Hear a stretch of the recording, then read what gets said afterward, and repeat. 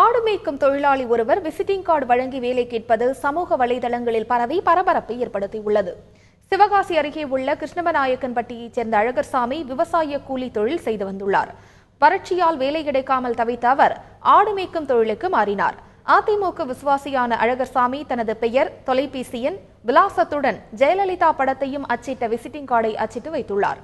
ஆடு மேய்க்க தயாராக இருப்பதாகவும் உணவும் 500 ரூபாய் தினக்கூலி தர வேண்டும் என்ற நிபந்தனையுடன் விசிட்டிங் கார்டுகளை பலரிடம் விநியோகித்துள்ளார். இது சமூக வலைதளங்களில் வேகமாக பரவியது. தற்போது உணவும் கூலியும் கிடைத்து வருகிறது என்று சொல்லும் அழகர்சாமி இதுவும் காணாது என்கிறார். சம்பளத்துக்கு ஆடு மேய்க்க போவேன். ஃபோன் நம்பர் கேட்டாங்க. அதனால் இத்தனை பேர்த்துக்கு எழுதி கொடுக்க முடியாதுன்னு சொல்லி ஒரு விசிட்டிங் கார்டு அடிச்சு ஒரு நாளைக்கு சம்பளம் 500 ரூபா சாப்பாடு போட்டு என் பொழப்பு இது கூட காணாது. சின்ன பிள்ளைலேருந்து இதே எனக்கு தொழில், விவசாயம் எதுவுமே கிடையாது. அதனால் ஆடு மேய்க்க வந்திருக்கேன்.